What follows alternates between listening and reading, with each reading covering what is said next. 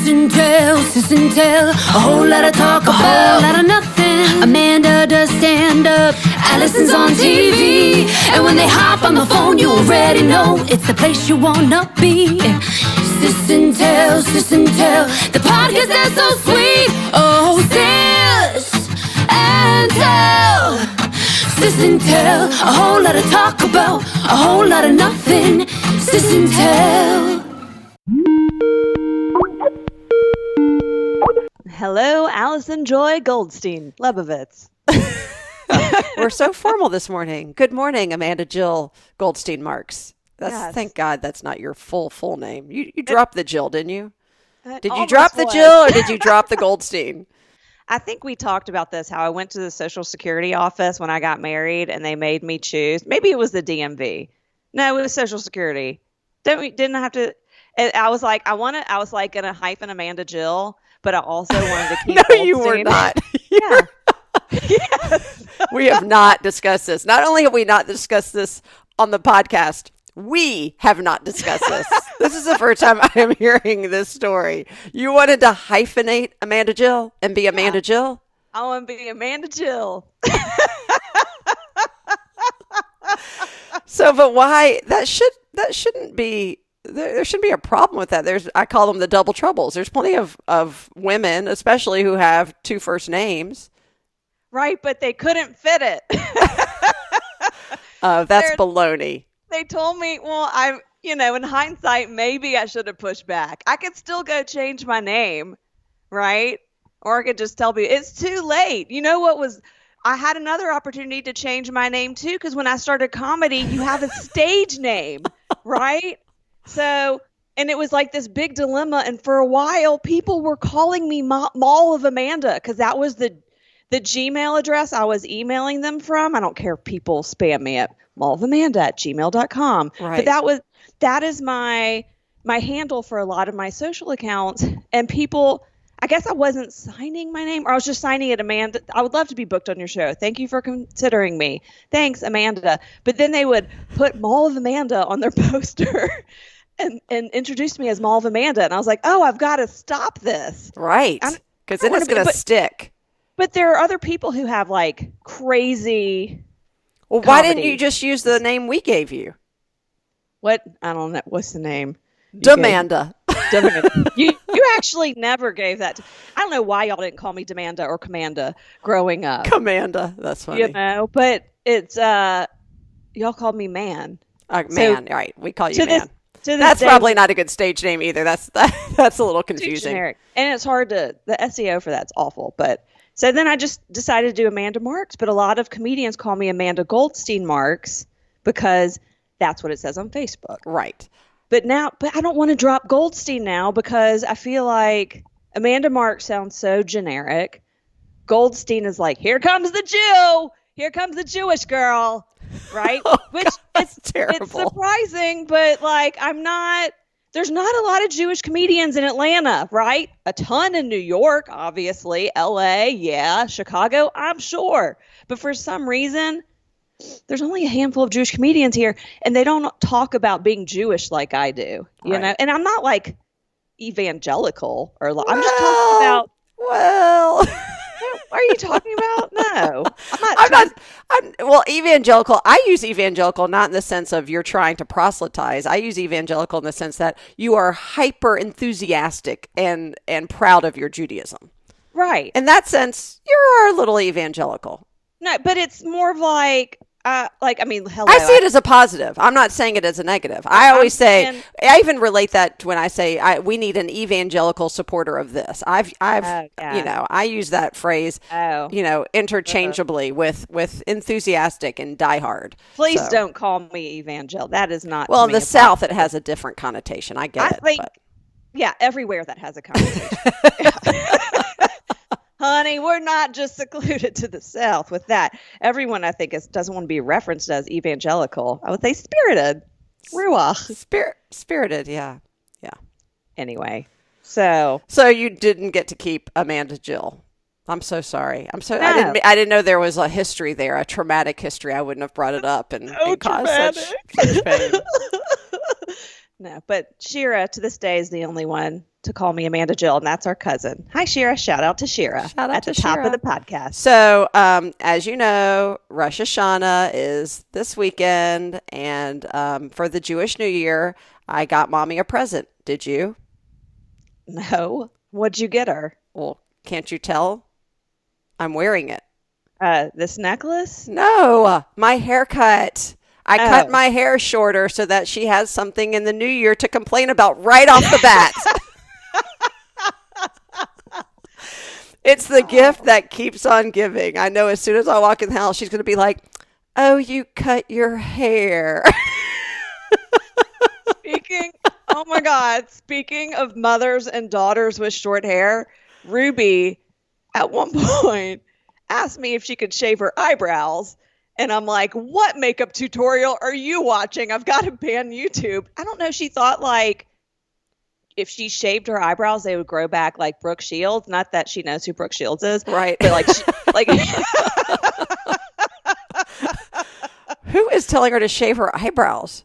Not me. But then I was like, okay, sure, you can shave your eyebrows. And then I was like, and then she's, I was like, are you really going to shave your eyebrows? I go, they may not grow back, Ruby. Yeah. And then 2 nights ago, she wanted to shave her head.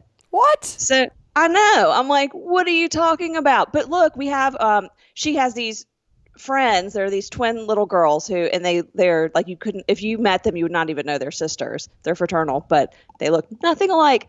And one of them shaved her head over the summer, and she's got the most precious little face, just like Ruby, these big giant blue eyes and freckles. And she looked precious with a shaved head, and she just had like a fuzzy head, and it grew out or it's growing out. But so at first I was like, yeah, I guess you can shave your head, but you have to be able to like your hair in the growing out stages. And the shape of your head in the beginning stages, which nobody knows, right? I got no idea what's going on underneath this hair. I'm pretty sure my head is a weird shape with all sorts of crazy stuff. And then she pulled this on me. She said, you let Oscar shave his head in 3rd grade, which is true, right? And she said, you won't let me. Is it, it's a double standard? And it is. But I said, Oscar asked all year long to shave his head to match his teachers, who is really just bald. He loved his teacher. Yeah. He was like Mr. Reading. He was like the best teacher. And I said, yeah, but he talked about it all year long, and you bringing this up tonight, and you're like, let's do it tonight. You also need to understand that your hair has to grow out. And 3 days after he shaved his head, he looked at me and said, okay, I'm done with this haircut. Right. And it doesn't go back that quickly. No. And we got my father-in-law to shave it. And we should probably have gotten a professional, because I think Steven, my father-in-law, probably shaved it a little shorter than he should have, just in the middle. And so in certain light, Oscar looked like he had male pattern baldness for a bit. But he was, 8. Right. Yeah, tell her it's not a double standard. It's the idea of doing anything, spontaneously needs some thought, right? Especially if it's something that dramatic. The beauty of it is, can't you use one of those Instagram filters or like Photoshop something and let her see what she'll look like without eyebrows and hair? And because today you can actually sort of, use technology. Yeah, you can use technology to show you what you're going to look like before you commit to that. That's true. Yeah, I could, but I made it even easier, and I said, let's start off getting a short haircut so you can see if you like your hair short, then you'll know you'll be happy with it as it's growing back out. Right. And so we found a couple of pictures of short hair that she liked. I love bobs, but every bob we saw on Pinterest, she goes, well, that looks like a Karen. And I'm like, you're right, that does. It looks like the mom from Kate so-and-so and Kate plus 8. Remember that woman? Oh, the Goslings, Kate Gosling. Oh, right. Yeah. They had like 8 twins. 8, not twins. That doesn't make any sense. They had 8 babies. They had octuplets. Octuplets, or however many children they had. So, no, she had, I think, 6 babies and twins. Oh, and twins. Right. Whatever. And twins. Yeah. So, something in Kate plus 8. There was 8 total. You're right. So, but she settled on this one haircut, and then the next day I go, hey, I was going to schedule that a hair appointment. She goes, Let me think about it. Wait, she saw like a picture of somebody with that hair, because that never works out. That doesn't even work out for adults. You know, you hear the women, especially, who we bring in a picture. We say, I want to look like that. They give us the haircut. It looks nothing like the picture, or it looks exactly like the picture, but nothing like, you know, we don't turn out the way that we thought we would. So, well, that's why. And I love my hairstylist, and I'm going to give him a little shout out, Cartez Washington at Wild Heart Salon. He owns it with his partner, Tiffany. And he always says that if I show him a picture, he goes, that's not your hair texture. We can't do that. And my hair may be a little more complicated because it's curly. You think? But yeah, but even with like variations of straight and wavy hair, like if you're like Ruby's got a wave to her hair, she can't get a straight haircut. Right. So it's like, I think you also have to find a picture match that has your same hair texture if you want to get that. And then, because I found a bunch of pictures and my hair does look like the picture. Right. Well, or you do what I did, which is just create the hair you want, because now I've got Brazilian blowout. I beat it into submission. And so my curls are, for all intents and purposes, or according to what the public sees, totally null and void and gone and banished. But when I was younger, right, and had the frizzy, really curly hair, all I wanted were wings, right? Because I was obsessed with Charlie's Angels, thank you. And Farrah Fawcett specifically. And like, they all had those beautiful winged bangs, the hair. That's all I wanted. And there was no way I could pull that off. It would have been a tragedy. Well, there's a story of Mommy. I went to Mommy when I was little in elementary school, probably like 6 or 7, and asked Mommy to make my hair like Julie Meyerson's, who she used to wear these giant, she'd part her hair on the side and wore these giant bows. So Mommy spent 30 minutes just trying to brush my hair. And and then she stuck a bow in it and she goes, there, looks like Julie Meyerson's. And I looked in the mirror. It was still curly, but at that point probably frizzy because she brushed it when it was dry. And I burst into tears and I go, I meant straight. So if you follow me on Facebook, and not the Sis and Tell page, although I did post this video, I have been taking Yeah, this is why I haven't talked to you all week, because I felt like I needed to do this spontaneously without thinking about it and considering the consequences when I saw you today. I've been taking so I guess I have to rewind a little bit. In 1984, is that when we went to Israel with the mission?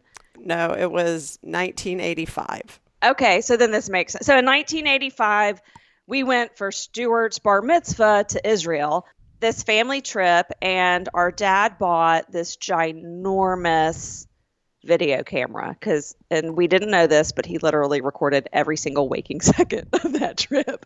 Like, it was like we had the paparazzi following us. So Stuart, our brother, who's in the middle of us, but 5 years older than me and a couple years younger than Allison, became obsessed with the camera, and much to my joy and happiness and need for attention, I became his muse, and he put me in everything. He had friends that would come over. You became his amuse. Amused up. But no, like, he would have friends that would come over and they would play with me because they needed, he was like more characters to put in front of the camera. I would have friends that would come over and he would create these scenarios. And mostly the footage looks like an SNL episode because we did parodies of newscasts and so many commercials, so many fake commercials. I don't even comprehend why we did all these fake commercials. And did he give you a script? That's what I'm wondering. Like, did he give you prompts of what he wanted you to say and then you ad-libbed, or was it a mixture? He would give me loose scripts, general things to say. Sometimes he would give me very specific things to say, and you can really tell because I'm like, I have no idea what I'm saying. But it was mostly like a Christopher Guest mockumentary. And I'm laughing because I was still in the house, right? I'm 7 years older. I have zero recollection of any of this even happening or that you were recording. I said I was just too busy ignoring both of you, apparently. So going about being annoyed by you, I guess, which is, of course, full circle of why I'm doing this podcast, to make up for those years of ignoring. So you have my full attention. Please continue. I feel like you and Stuart's life is really dedicated to providing a stage for me. So thank you. Yeah, he passed that baton to me later. So thank you, Bubba. Yeah. my God. It's funny because it's true. So how did you get all this footage, though? That's what people keep asking me. How did you find, is this like a new find? Because these have been new videos that you're posting. Well, new postings of old videos, I should say. But is this something, I feel like you've had this footage for a while. So Stuart has all of this footage that he acquired from Daddy. And a few months ago, which in COVID calendar could be a few years ago, I don't know, but he digitized about 4 hours of footage. Oh, wow. Or less. And there are, it's less than that. So I've been looking at the footage and trying to figure out how to repurpose it. And because it's not enough just to enjoy it, just to wax nostalgia. You have to actually figure out how to use it to promote yourself. I get it. Well, it's not just to promote myself. It's to bring laughter and joy to people that I can't do, right? I can't be on a stage. I miss live laughter. And I've always created little video vignettes, right? I did Mom Cam in a Minivan years ago. Right. I do little video vignettes of us. I'm constantly putting little things out there, but this has just been it's really, that first, I did a Milk-Bone dog biscuit commercial. That's my favorite. That's hilarious. I've got that stuck in my head too. Outrageous. Milk-Bone. Outrageous. And then I have a Tide commercial, which everyone loves. And I don't think we can include that in the podcast because it's really about these ridiculous expressions I have on my face. So that was funny. All improvised based on Stuart asking me questions. That one was funny because you can tell what you had planned to say. And then when he asked you some questions that you had no idea what you were going to say, and you're like, I don't know how to answer that. Or I didn't know what he was talking about. I don't think Stuart knew what he was talking about either. And then I had I was like, how can I interact with myself? How can 2020 Amanda Goldstein interact with 1985 Amanda Goldstein? And then I found this gem within this commercial for a Panasonic boombox, which was me dancing to Cyndi Lauper, She Bop, which evidently means some things that I didn't know until much later in life. Which, by the way, to show you our intersection, so in 1985... 84. Oh, 84. That makes sense. Mommy took me and all my friends to a Cyndi Lauper concert. And it was on Halloween. So we all dressed up. We were all in like total exaggerated 80s paraphernalia. I'm pretty sure it was Halloween. And that's the t-shirt that you eventually absconded with, right? And then gave back to me a few years ago. So I treasure that. But that's why, maybe I can take at least a little credit for the Cyndi Lauper influence in your life. So I think 100%. And and also you're welcome, because if I had not stolen that Cyndi Lauper t-shirt, it would have gone to a thrift store and someone else would be the lucky owner of it. Yeah, I have no other concert t-shirts, by the way. They're all gone. I either gave them away at camp or outgrew them and decided just to give them away. I had no forethinking there. So thank you. Yes, I owe you that. But I bought myself both the Cyndi Lauper cassette and the Prince cassette, When Doves Cry, right? Purple Rain. Because cool Uncle Billy would give us these gold coins, which were basically gift certificates to a local music store called Turtles for every Hanukkah. Oh my gosh, that's so funny. How did he get the gold coins? You go to Turtles and you buy it. Like you'd be like, I want to buy it. It's probably worth like $10 or something. Oh, like gave them as like birthday presents or something. Hanukkah presents. Okay. Yeah. Yeah. That's so funny. Anyways. So I did a dance off between me and 1985 Amanda. And I mean, I tried to dance like her, which was awful. But everyone's like, this is solid gold material. I'm like, no, it's Solid Goldstein. Solid Goldstein. If only there was a show called Solid Goldstein. That's hilarious. That would be our show. We would have to do like a documentary called Solid Goldstein. But that's also where I got all my dance moves from. Solid Gold. Yeah, yes. You can tell. Yeah. I loved Solid Gold. Me too. Who was it? Is it Paula Abdul? Was she a Solid Gold dancer? Or Jenny from the Block? No, Jenny was in Living Color. She was a fly girl. Oh, a fly girl. Yes. Jennifer Lopez was a fly girl. Somebody was Who were you Solid asking? Was it Paula Abdul? Paula. Well, her name's not. Well, here, this is populating. Maybe do famous solid gold dancer. Okay, here we go. There's no famous solid gold dancers. There's not? Then No. what was I thinking? I guess I was thinking of Jennifer Lopez as a fly girl. But what was Paula Abdul was something before. Was she in Soul Train? Maybe. But what'd you find out about solid gold? Just nothing other than I really want to be a solid gold dancer, and that would be the show I'm going to pitch. It's called Solid Goldstein, and it's following Amanda on her way to becoming a solid gold dancer. And there's an article I found that said the things that it took to become a solid gold dancer in the 80s. Oh, maybe. What is that? I'm curious.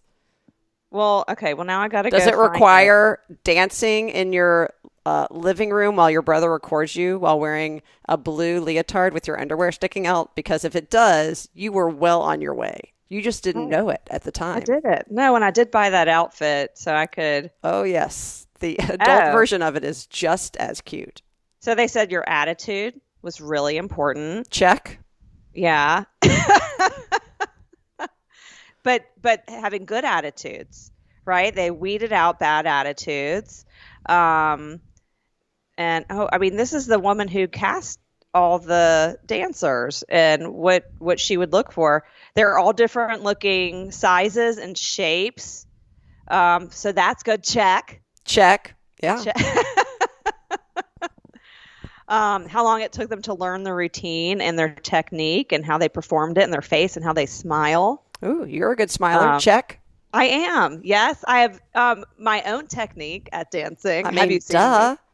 We went to Steeple Arts. Hello. Right. Steeple Arts, by the way, was the dance studio that we grew up going to in our very little conservative suburban town. Birmingham town. If you picture like what a place called Steeple Arts would look like, it's exactly what you imagine in your head, right? It was this quaint little building that almost was church-like, right? It was an old church. How was it not an old church? Well, it must have been an old church. It now had that I a think steeple. about it, it did have. Yeah. It did have a steeple. That's where they got the name from. It's pretty on the nose. Oh, yeah. So it does. It just looked like a cute little brick church in the middle of like Crestline Village. And I know not everyone looked like this, but in my head, all the little girls had like perfect straight blonde hair. Yep. With these like little button noses. They were very polite. They said, "Yes, ma'am." And then I came in. Okay, wait. Did you do ballroom dancing there too? I did ballroom dancing, but not there. I did it at Mountain Brook Junior High. And I did it. The boys were so afraid of me. Oh, my God. Okay, but were you still at the Birmingham Jewish Day School when you did? Yes. Okay, so was I. So this is so funny. So ballroom dancing, and it's called cotillion or other things, right? There's all these different things that still exist where it's basically manners and dancing and things like that. But we had to wear long skirts with pinafores underneath, right? And white gloves. And anyway, we looked like, throwbacks from Little House on the Prairie. I don't know what they were thinking. We did not have to wear that. We did not. Oh my gosh. Well, this was in 1982. So I was still in 7th grade at the Jewish Day School. Let me put into context. There were 5 people in my class at the Birmingham Jewish Day School. I was the only girl, right? Me and 4 boys. And so my only socializing, like normal socializing, well, Shira, our cousin Shira, another Shira shout out, was my best friend. She was in the class below me with only 2 people, and she was the only girl. But besides that, all of our socializing had to be extracurricular. So I did softball, I did dancing, I did Girl Scouts and whatever. So our parents signed me up for this ballroom dancing. I was, of course, the guinea pig of the family. Let's see how it works for her. If she's not too socially awkward, we'll send the rest. So, the social context of this, if I had known better, I would have been so reluctant to go. But I didn't know any better. I'm like, sure, put me in a room with more people that I can meet.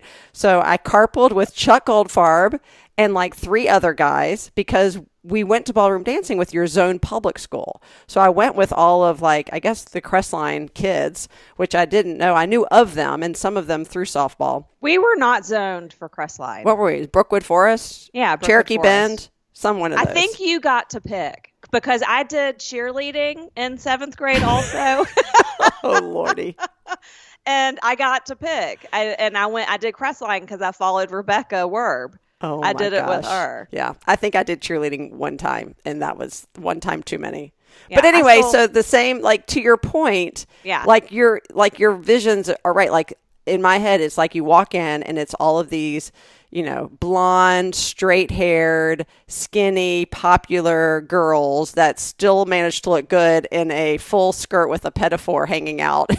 and the white gloves over. And then there's me, and I come in with like the big black curly hair. I don't know anybody except for like 2 people. And like I just remember, and I can't remember his name.